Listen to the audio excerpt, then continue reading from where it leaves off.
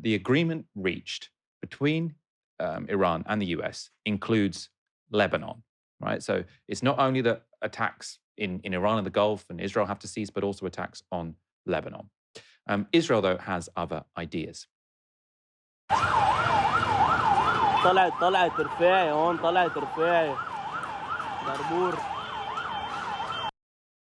That was a video circulating online of the aftermath of an Israeli airstrike in Beirut this morning.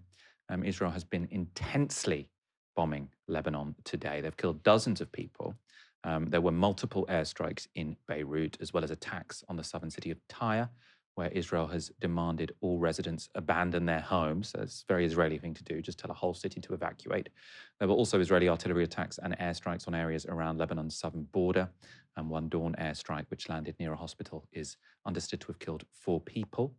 Again, a very Israeli thing to do, bomb near a hospital. The intensity of the Israeli attacks suggests they are trying to blow up this deal.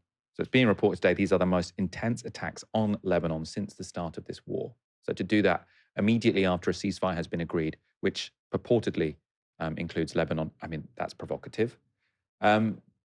Trying to blow up the deal is something which the former director of counter-terrorism has warned Israel might do. So Joe Kent resigned last month in protest at the Iran war. He posted this statement this morning. It's absolutely essential that we ensure that the Israelis do not sabotage this 2-week ceasefire or eventually the lasting peace that we're trying to achieve with the Iranians. We're on the cusp of being able to have the Strait of Hormuz reopened to hopefully start to get the world energy supply and commerce back online. The last thing we need is the Israelis doing what they have done in past negotiations and targeting the negotiators or taking a series of strikes that escalates the conflict. In order to ensure that we can restrain the Israelis, we actually have to start removing features of the military support that we give to them. We have to take away enough from them that they simply cannot go on the offense, that they're using all their military capabilities that we provide for them and that they have organically for the defense of their country and not for offensive operations inside of Iran. It's absolutely critical that we take this step and don't just take Israel's word for it, that they agree to this ceasefire simply because they have a very bad track record of adhering to these deals. We also have to keep in mind that Israel has a different strategic outcome than we do. Us working towards any kind of a deal with the Iranian government works against the Israeli strategic objectives of toppling this government completely and totally. We have to recognize that in order to properly address Israel, because Israel could spoil any peace that President Trump is working to achieve. So we have to keep that in mind. It's very good news we took this ceasefire. We have to understand that there is no military solution to the conflict right now. Basically, every action militarily that we've taken has only strengthened the regime, and it's done a lot to destabilize the entire region and to take away the security and safety of the free commerce of all of the energy and oil and natural gas that flows out of the region through the Strait of Hormuz. So we have to keep our main objective in mind. It's getting that lasting peace, and we will be the more powerful nation for providing that lasting peace and stability. We will not gain a more powerful position by continuing to escalate the conflict or continuing to strike Iran. In order for us to achieve this goal that we have of bringing about a lasting peace, keeping the Strait of Hormuz open, we have to restrain the Israelis. We have to keep that in mind. It was very strong analysis. Trump always likes to say people are from central casting. Now, Joe Kent, he looks like a kind of American hero. He looks a bit like Superman. Also Kent, I suppose, Joe Kent. Unfortunately, Trump is not taking his advice. Elizabeth Landers is White House correspondent, or a White House correspondent with PBS. She posted this account of a call with the president today. So she says, I asked about Lebanon still being hit and if he'd seen that. Yeah, they were not included in the deal, says Trump. I asked why not and if they should have been. The president says, because of Hezbollah, they were not included in the deal. That'll get taken care of too. It's all right. I asked if you're okay with the Israelis continuing to hit them. The president says, it's part of the deal. Everyone knows that. That's a separate skirmish. Okay, you've got to talk faster. I tried to ask if he regretted that the Truth Social post about wiping out a civilization, and then he hung up. As I say, Pakistan has been very, very clear that Lebanon was included in the ceasefire deal. Iran has now responded to attacks on Lebanon. And I suppose Donald Trump going against his word, by saying that they are halting the passage of oil tankers through the Strait of Hormuz. They haven't yet said, they'll begin firing missiles at neighbors, but the Strait of Hormuz was a key part of this agreement, and they're saying this goes against that, so no ships will go through. What Joe Kent was putting forward there was, you never want to rely on Donald Trump for a hopeful outcome. But the best outcome here would be that Donald Trump realizes that continuation of this war is not in America's interests, and he puts real pressure on Israel to say, look, I don't care if you want to continue bombing Lebanon. We need this ceasefire to go well. We need ships to come out of the Strait of Hormuz. Therefore, I'm not going to let you blow up this agreement. But Donald Trump has done the complete opposite. He said, oh, no, actually, Lebanon wasn't included anyway. Like he seems to be kowtowing to Netanyahu in a way that does make it seem like this ceasefire is going to struggle to survive. Well, there's one military unit here which explains all of this, and dare I say it's the Epstein Folder Brigade, because the kowtowing, as you called it, is extraordinary. And it seems to me not just the explanation for the whole war, the kowtowing to Israel and Netanyahu. This war, from an American perspective, never made any sense. It makes no sense. But to allow a ceasefire to disintegrate so quickly over a point which is clearly central to the ceasefire is absurd. And so you have to explain it. How do you explain it? I don't know how else you explain it by saying, well, the Israelis have something on this man. It can't be about his electoral coalition. The most steadfast, hardcore MAGA people are criticizing Israel. More people are critical of Israel now than they were several years ago. He would even gain Democrat voters at this point. That's implausible because he's been so ridiculous and warmongering in his behavior in recent months. But he would gain votes and support from across the political divide in his own country by standing up to Israel. I'm sure if he gave a set-piece speech now saying that for too long American presidents have given you guys a blank check, I'm not doing it anymore, AOC, Tucker Carlson, the whole gamut of American politics would say this is a good thing. The only way that America can stop this behavior by Israel is to stop giving them infinite money, and by no longer signing these checks. But, we keep saying this, and yet that never seems to happen. Whoever's in charge, Republican or Democrat. We just got an update on this a couple of minutes ago. So the senior commander of Iran's Revolutionary Guard says the country is preparing to respond to Israel's attacks in Lebanon. And then this is a quote, an act of aggression against Hezbollah is an act of aggression against Iran. And that was Majid Musavi, commander of the Guard's air forces, in a post on X. He added that military forces are preparing to deliver a heavy response to the savage crimes of the regime. In a separate statement, the Revolutionary Guards urged the US to halt the attacks on Lebanon, warning that the elite force would otherwise respond. I'm reading that from an FT update. Can I say something quickly, Michael? The solution to all of this is Israel stops killing people. That's it. We can talk about geopolitics and costs and benefits, and nobody comes out of this, with having not done bad things. This can all stop. That was literally the plan. This all stops if Israel no longer kills people. There was even allegedly an attack on a funeral in Lebanon. So people have gone to a funeral where somebody has died. Israel has killed more people. That to me distills the psychotic behavior of this state. And I've said this a lot recently, actually, in the last couple of weeks. We really need to reconsider the state of Israel. This conversation about, do you think it has a right to exist? I don't think any country has a right to exist, actually. I don't think any country has a right to exist, but it certainly doesn't have a right to exist if it is permanently at war with its neighbors. And you might say, well, it's under siege from all these other countries. Okay, well, you're welcome to say that. Right now, it's stopping a ceasefire. It's stopping peace. As you've said, in the aftermath of a ceasefire, this is the most significant, heaviest series of attacks on Lebanon by the IDF. It's precisely to undermine a peace agreement and to undermine a ceasefire. And so I would say, look, let's have a bigger conversation here. No country that behaves like that actually does have a right to exist, no, because it's just going to create regional and global instability. And this is not just a problem for the Middle East and West Asia. This is such an important part of the world in terms of inflation, in terms of trade, in terms of energy. We cannot afford this. I think we need a huge geopolitical isolation of Israel. I really mean that. People like Conservative Friends of Israel, Labour Friends of Israel, these organizations either need to get on that train, in my opinion, if they're actually interested in the well-being of this country, they either need to get on that train or they need to literally, and I'm being entirely serious about this, they need to be pushed out of politics. They are no longer legitimate organizations. You cannot mindlessly support a country that behaves like this. This is outrageous. I mean, those bombings in Lebanon, extraordinary. This is also from the FT. It says, Israel strikes on Lebanon on Wednesday ranged across the country in what is already the heaviest day of attacks on Lebanon since the start of the war.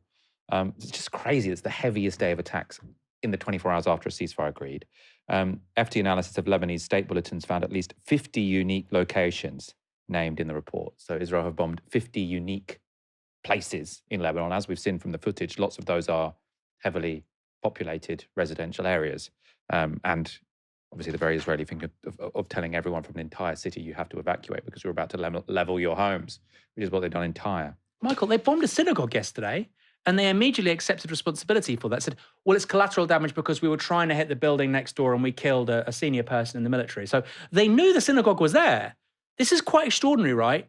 A state which is premised upon the defense of Jews knew that they were going to destroy or at least damage a synagogue, and they did it anyway. I mean, this really does undermine to me any moral credibility this country has. Of course, I didn't think that to start with, but I don't see how anybody can rationally defend it. They tried to do some propaganda, didn't they, where they said that Iran had hit a mosque, but then someone debunked it by showing that the missile was actually an Iron Dome interceptor that had hit the mosque, not the Iranian missile. Let's go on to our next story and talk in a bit more detail about the ceasefire deal. The ceasefire deal agreed between Iran and the US is ambiguous and it's fragile. Now, it's ambiguous because both sides are putting out conflicting statements about what each side has committed to or agreed to. It's fragile because Israel, by continuing to bomb Lebanon, is going to every effort to make sure it won't hold. To get an expert assessment of what has and what hasn't been agreed between the US and Iran and whether the ceasefire can survive, I spoke to Esfandiar Batmanghelidj, CEO of the think tank Bourse Bazaar, and we've had him on the show before, brilliant guest. In this interview, we discussed the status of nuclear enrichment in Iran, the future of the Strait of Hormuz, and whether Iran now counts as a great power. But I started by asking for his reaction to the ceasefire deal agreed on Tuesday night.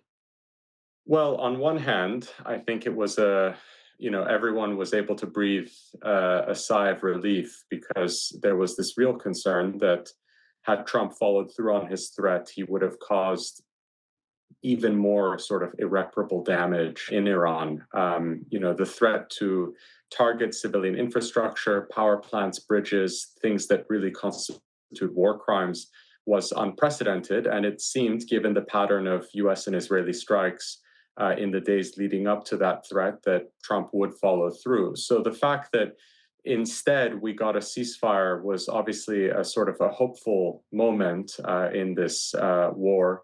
But at the same time, I think what's very clear, and it has become clear in the last sort of few hours, as reports come in of possible ceasefire violations, or at least events that are against the spirit of the ceasefire that the US has announced, that this is going to be a very fragile ceasefire. And it's not clear that within the 2-week period that's been allocated, that the negotiations are going to succeed in achieving a more durable agreement that would basically prevent us from sliding back into a war. So in terms of how the ceasefire could fall apart, I suppose my interpretation is that in the short term, in the immediate term, the most likely cause of it falling apart would be Israel continuing to attack Lebanon, which they've said they're planning to do, and Iran saying that breaches, the short-term terms of the ceasefire. In the longer term, well, although it's only 2 weeks, isn't it? But in terms of whether a deal comes out at the end of this, I mean, that seems way, way more complicated. So actually, first of all, let's just stick to that short term. Do you think if Israel continues to bombard Lebanon, that this whole 2-week ceasefire could be a non-starter?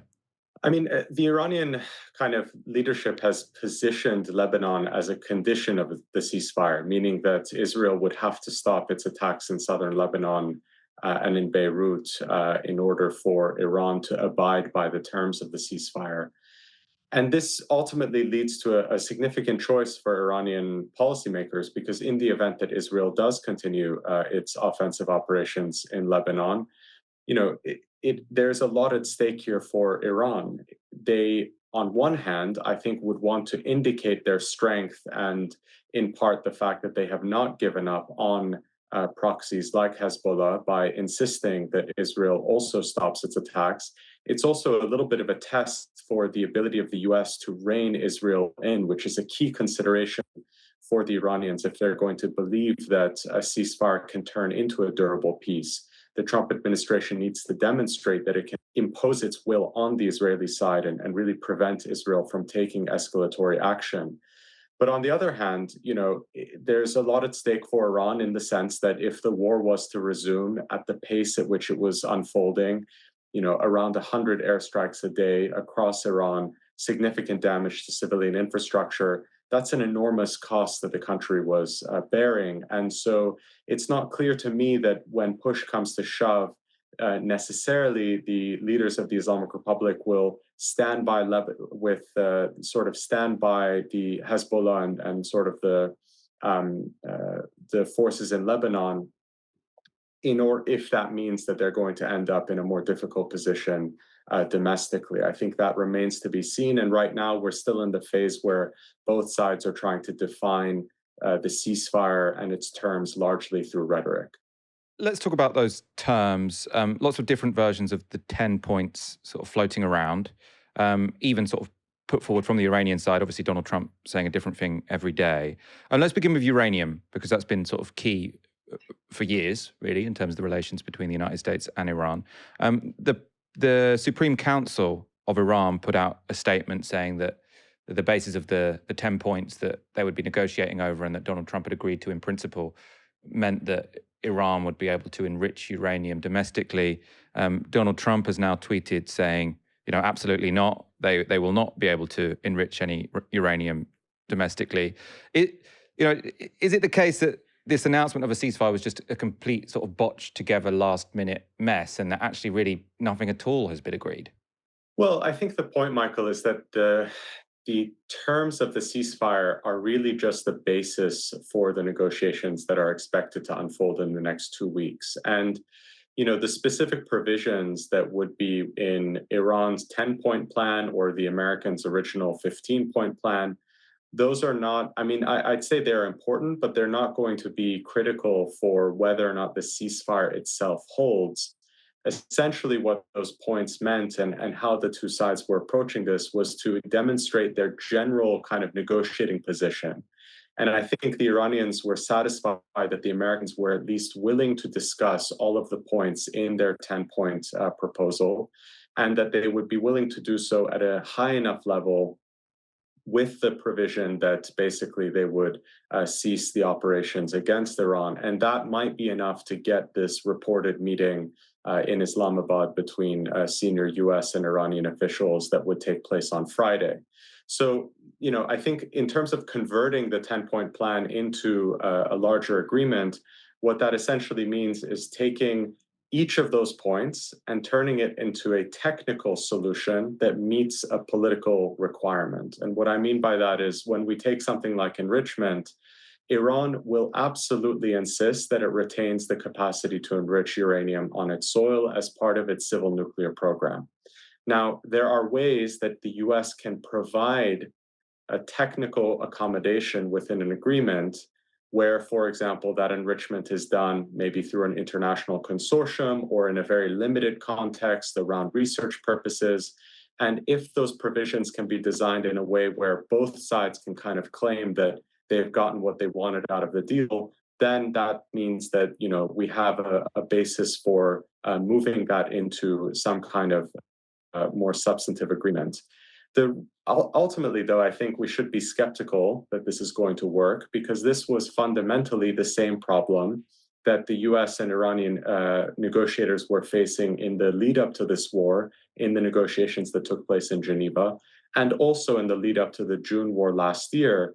And we've seen that for various reasons, there is a kind of mismatch in mentality and in capability between the negotiating teams from Iran and the US. And it doesn't seem like anything about the new conditions is necessarily going to make it easier to get diplomacy over the line. If anything, the diplomacy has become even harder because we're dealing with the aftermath of this war and the need to also account for the genuine security concerns of all of the countries in the Gulf, not least the continued aggression of Israel. Let's talk about the Strait of Hormuz. So the statement from Iran's Supreme Council or National Security Council said that Iran will retain control of the Strait of Hormuz. Many people assuming, they're planning to charge a toll. I think the FT was saying maybe $1 a barrel that goes through, something like that. The Omani transport minister today said there had been an agreement that no tolls would be charged for ships going through the Strait of Hormuz. Donald Trump today told ABC that maybe he and Iran could jointly start charging a toll. Do you have any sense of what's actually going on here? So this is exactly kind of what I was just describing, is that, everything is actually still to be defined. Politically speaking, Iran is going to want to demonstrate that they have retained control over the strait as a sort of condition of the ceasefire, and that was something that the US had to concede to because it was, quote unquote, defeated in this conflict. In reality, that's not a sustainable proposition. I mean, Iran is not going to be able to unilaterally dictate the means by which international maritime trade can take place through the strait, because ultimately that's going to put it on a collision course, not just with the US, but also with the Gulf states. And we've seen very clear messaging. You mentioned Oman just now, that has been trying to mediate with Iran on this issue, that the Omanis, for example, don't want to see the status of the strait changed. Iran and Oman share the strait within their territorial waters. And at the same time, you have countries like the UAE, Saudi Arabia, Qatar, that likewise are not going to want to formalize Iranian control of the strait. I had a conversation with a senior Saudi official a couple of days ago on this, and it was made very clear to me that the kingdom would never kind of accept some kind of model where Iran gets to charge a toll. There has, of course, been the reporting that is what Iran is going to try and do in the intervening 2 weeks. But it's difficult for me to see that working in practice, because I think it's one of those things where if Iran tries to impose itself too much during the ceasefire around these kinds of provisions, it would threaten the understandings that are necessary to move beyond the ceasefire into a full agreement. So again, I think this is something that has to be defined. At a technical level, it's possible that some kind of arrangement would be created where maybe with the US blessing or the participation of the other states that border the Persian Gulf, some coordinated mechanism could be developed that charges what could be called a toll.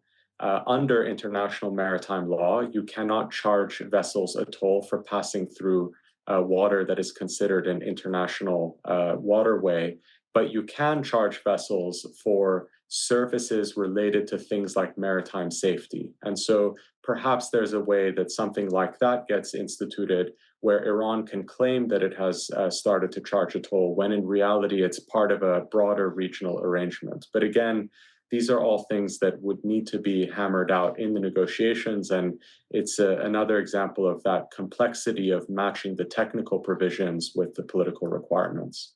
Sort of continuing on the Strait of Hormuz as a topic, there are lots of commentators who are saying that the leverage that Iran has managed to build up for itself by closing the Strait of Hormuz shows that it is now essentially a great power, right? That this is an incredible amount of deterrence that it now has, because if anyone attacks Iran, they can close the Strait of Hormuz, and then suddenly the world's energy markets go completely haywire. People like Robert Pape have argued this in the NYT. Policy Tensor on his Substack had a Iran is a great power article. What's your interpretation of this? Do you think that this war, that Iran has come out of this war much stronger, and that its control, or I suppose ability to disrupt the Strait of Hormuz, gives it great power status? I think those arguments are largely overblown, and I think they give kind of too much credence to Iran's own presentation of how this war has played out. The reality is that Iran has demonstrated a capability to project a threat across the strait, and it can reliably use its sort of ballistic missiles, cruise missiles, and aerial and naval drones to target international shipping in a way that creates significant problems for the global economy. That being said, the ability to project that threat offers Iran deterrence, preventing, let's say, the US or Israel from very kind of imagining that they can resume the war without suffering significant costs. But that's not the same thing as control. And what I mean by that is that Iran was able to project this threat and exercise a degree of control over the Strait under the conditions of war. And what we've seen in the very formulation of the ceasefire is that the value of that leverage is that it can be traded away in order to try and get the US and Israel to stop their attacks. And that's exactly what Iran has essentially promised, is that it will allow some maritime traffic to resume in this ceasefire period.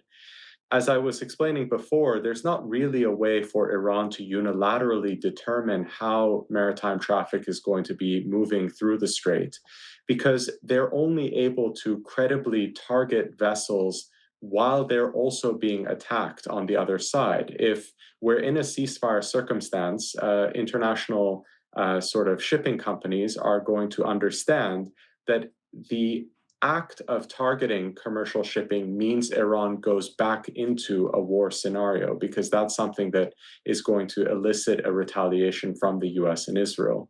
The other thing I would point out about that analysis is that, I think it's a very narrow perspective on where Iran's power lies. It is true that they have used these relatively simple capabilities to disrupt maritime traffic through the strait and have caused significant disruptions for the global economy. But they have done so in a 40-day period when they have also faced devastating attacks, including on critical infrastructure. We have seen that Israel and the US are basically unbridled, can target anything that they want in Iran without even really international condemnation of any significant sort.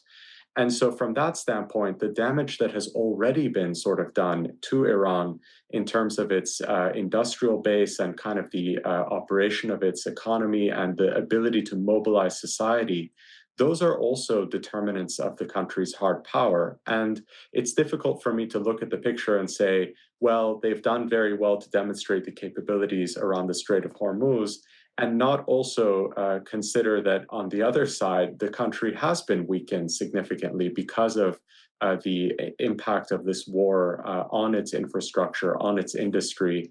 And, to suggest, as Robert Pape did, that, Iran will emerge from this conflict as sort of the fourth great power after the US, China, Russia, I just don't see that as being a very sensible or realistic perspective on how this is played out. This was a war in which really all sides lost, including Iran. And the difficulty, or the period that we're in now, is a bunch of losers trying to define a victory for themselves to avoid facing a new round in this attritional conflict. I suppose it's sort of to push the argument, the idea is partly that Iran has got a deterrence which it hadn't been tested, I suppose. So there clearly was an idea in Washington and Tel Aviv that you can just sort of cripple Iran and there won't be major cost to the global economy. So there's this proof of concept now that it is actually more difficult to mess with Iran than people might previously have believed. So even if, the military capacity is in some sense diminished, the argument would be that sort of strategic deterrence has increased because they've shown that actually, starting a fight with Iran is incredibly costly. Presumably that has sort of some value in terms of Iran's influence in the world.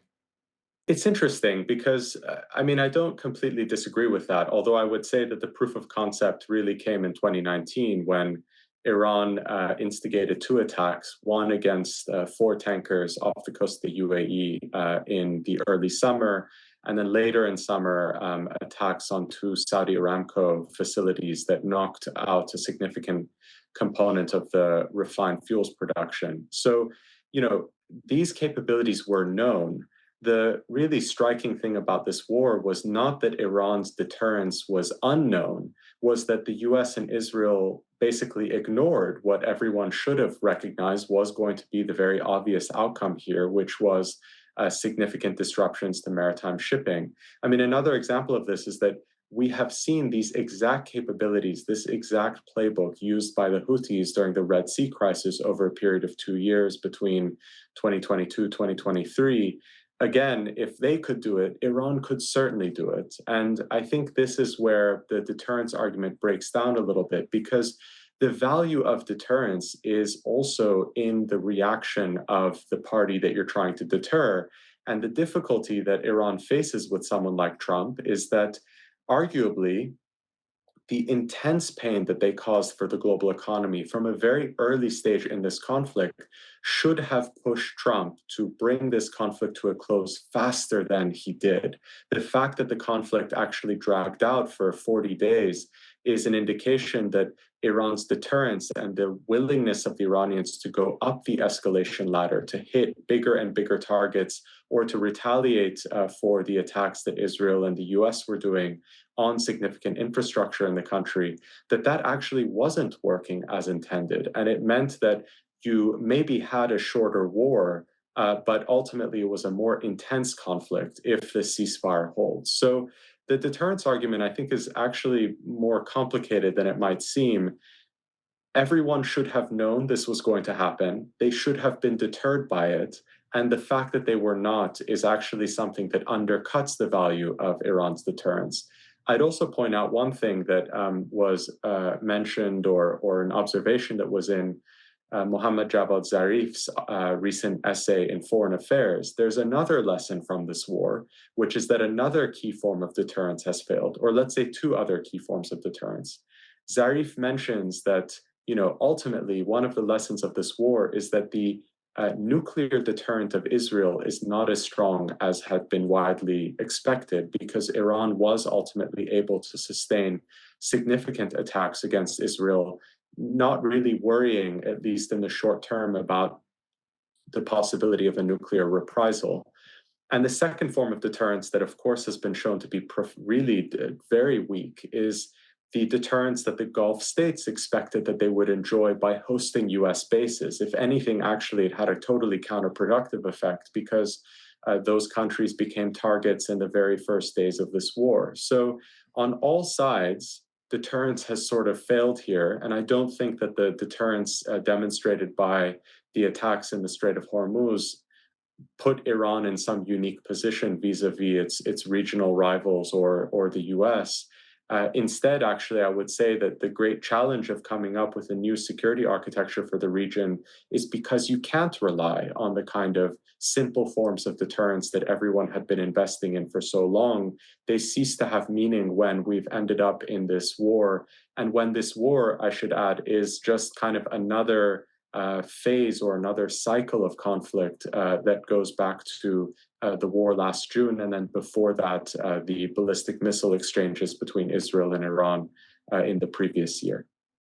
On the deterrence point, obviously, Israel's nuclear deterrent didn't stop Iran firing rockets at Israel and imposing significant costs on Israel.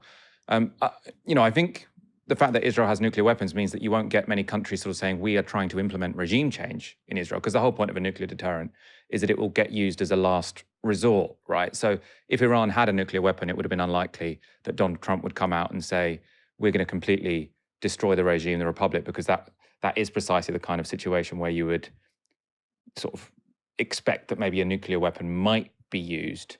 So I suppose I'm not entirely convinced that sort of this war and how it's played out has shown that, for example, the nuclear deterrent hasn't worked and wouldn't work for Iran if they were to seek it. Well, I mean, I think it's fairly unprecedented for a nuclear power to find itself in a conflict of this nature with a non-nuclear power.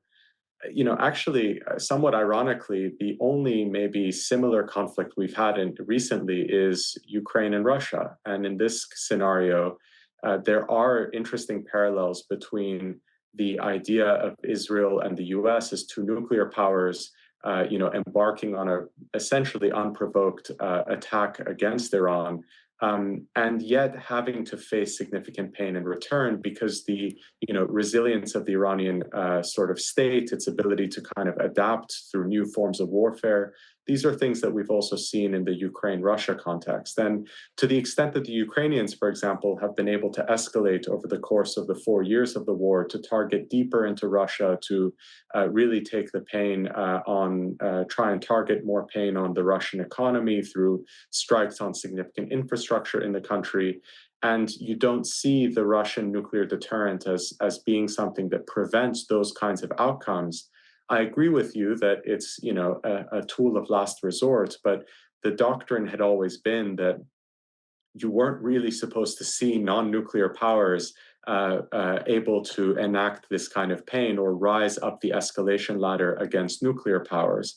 I mean, we're fortunate that it didn't come to some sort of decision point there. And there were, of course, concerns when Trump made his tweet about destroying Iranian civilization that maybe somewhere in the back of his mind he would be tempted by the idea of some kind of nuclear strike. But ultimately, I think the lesson here is that if we look at the bigger picture, the reason we had this kind of regional conflict in the Middle East is because for all of the investments that regional countries made in different forms of deterrence, a US security guarantee, a nuclear program, asymmetric forces and proxies, none of those were sufficient to actually counterbalance one another. And the only thing that's going to actually get the region to a situation where maybe we can forestall future conflict is a security arrangement that fundamentally deals with the interests of the different countries rather than simply a security arrangement that is based on counterbalancing, where everyone is sort of poised for a potential conflict and the disposition of the forces in the region is to be ready for a potential conflict. I think that orientation meant that eventually, because you had a kind of buccaneer president who didn't have any scruples or really any strategic thinking, he was able to then trigger a set of events or be pushed into triggering a set of events that led to significant devastation. We're fortunate that we have a ceasefire at this point, but we have to build on it with something new, because returning to the status quo ante is not going to suffice to prevent further rounds of conflict. And I mean, what you're putting forward there, I think, is sort of an idea of how these countries in that region can all come to some sort of mutually beneficial arrangement where they decide that actually sort of an arms race between them doesn't necessarily make much sense, because war harms everyone to some degree, if not equally. Many people would sort of look at the region and say, who's not really looking for a mutually beneficial agreement is the Israelis, partly because they are, a revisionist power in the sense that they want a greater Israel. So do you think that sort of, I suppose, the fairly optimistic image you've put forward would be undermined by an expansionist Israeli government? And if that were the case, then presumably Iran has no choice but to invest more in deterrence. So, I mean, I'm not trying to present an optimistic image. I think what I'm trying to do is just present what is the imperative if we're going to avoid further conflict. And to be very clear, I'm actually somewhat pessimistic here. I think that further conflict is likely because of how difficult it is going to be to move beyond the paradigm of security that I've just outlined to something that actually works better. And Michael, you're entirely right to point out that really the spoiler here is likely to be Israel. I would hope, and this is perhaps where I am being very hopeful, that there will be some sort of introspection among Israeli leadership about the strategic defeat that they faced in this conflict. You've already seen some senior Israeli political figures highlight the idea that Netanyahu has entered into this war, wasn't able to achieve his goals, brought significant destruction to Israel, and that, maybe it's time to rethink how Israel is approaching security. I'm not holding my breath for some kind of reconsideration of Israel's expansionist policy in the region or its sort of revisionism about its own position and how it wants to exercise power.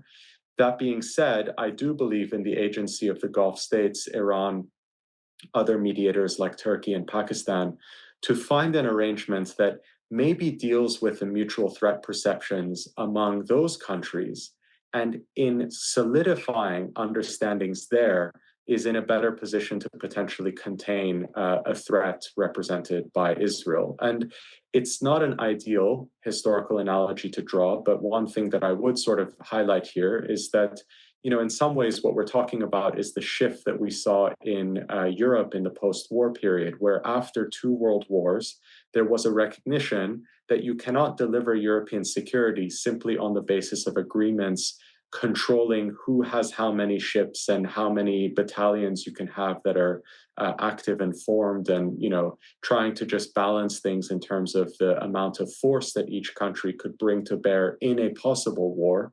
Instead, there was an agreement that at a political level, arrangements would be created, including arrangements that pushed for some degree of political and economic integration to create win-win structures that move the continent beyond conflict. But I would add that one of the reasons why that project was somewhat successful is because there was an external threat that most of the continent was sort of positioning itself against, which was the Soviet Union. And so there is a capacity here for the leaders in the region to recognize that, and I think some will come to this realization more quickly than others. I think this is something that the Qataris, Saudis are maybe more inclined to recognize than, let's say, the Emiratis. But ultimately, what we're talking about here is an understanding that, this was a war of aggression in many respects, where one actor was able to cajole the United States to also come by its side and start a frankly stupid war that caused enormous damage. And so in order to try and prevent that kind of outcome again, there may have to be some sort of approach of containing Israeli influence and Israeli aggression in order to avoid this lose-lose dynamic in which Iran, for lack of better options, moves to externalize the threat that it faces by projecting a threat to its neighbors. And that dynamic has been really damaging and is exactly the thing that the Gulf states need to tackle. And they're not going to be able to tackle it by hedging the way that they have before or by sort of ignoring the reality of Iran's strategic vulnerability and how it impacts them. I know you've said that sort of the Gulf states are divided, but do you think that there is sort of a significant sort of strain of thought in the Gulf that's saying, actually, we need to get closer to Iran and further away from Israel? Because, I mean, obviously from the UAE, they seem like they're not in any mood for rapprochement with Iran. The Saudis, there's lots of contradictory reporting on it. People sort of, I think the NYT reported that MBS actually wanted America to finish the job in Iran. I suppose, what's your sense of how much anger there is at the Israelis versus how much anger there is against the Iranians in the Gulf? I think as we're very near the conflict, there's probably more anger towards the Iranians. And that's understandable because in some ways, the Gulf states, much to their credit, have spent the last 7 years trying to repair relations with Iran. They actually were doing the things that I was describing, which is trying to normalize relations, identify win-win formulas, build a bilateral understanding about risk perception in an effort to try and get out of this escalatory cycle that was demonstrated, the damage of which was demonstrated in 2019 around those two attacks that I described during the first Trump term, when Trump ended up being unable or unwilling to really come to the defense of the Gulf states. And so they were doing a lot of the right things and deserve credit for that. I think they're very angry with the Iranians because they feel that, the language that we've seen is that they've been betrayed, that their efforts at brotherhood and diplomacy have been sort of shoved in their face by the Iranians. But ultimately, I think they have to double down on that policy. The difficulty is that, and it's easy to overlook this, but when we talk about how policy is formed in the Gulf, the countries in the Gulf ultimately are, they are forming policy the same way that in some ways Europe and other countries do, which is they have debates internally and different figures within the systems are trying to figure out what the right way forward is. And you will have figures within the systems, for example, those individuals that had been pushing this kind of policy of reconciliation with Iran over the last 7 years, who may be inclined to kind of argue that that policy needs to continue in light of the unreliability of the US and the threat that's posed by Israel. But on the other hand, of course, for all those that were skeptical of that approach and that have seen Iran as really a major threat to the prosperity and stability of the Gulf, they are, in a sense, vindicated by this war. And so that debate becomes very hard to resolve internally, and it's going to take time, I think, for the arguments to flesh out. The one thing I'll say is that this is why it may be significant that countries like Egypt, Turkey, and Pakistan are coming into the fold as potential mediators. their systems are maybe less riven with these internal debates about how to manage the Iran threat versus the Israel threat versus the US, the vulnerabilities of being dependent on a US security guarantee. And so in some ways, they may be better placed to try and help navigate this these next critical few weeks than if we were depending on the Omanis or Qataris or Saudis, which had been kind of the three key mediators in the lead up to the war last year. So really kind of a shifting landscape. But again, what this comes down to is people debating positions within systems and trying to understand how to account for the different vulnerabilities that exist, obviously, within the Gulf. But hopefully, at the end of that process, they choose to see this war as an opportunity to create something better rather than to revert to the systems or mindsets that led us to the conflict in the first place. Esfandiar Batmanghelidj, thank you so much for joining us again on Novara Media. Thanks for having me, Michael.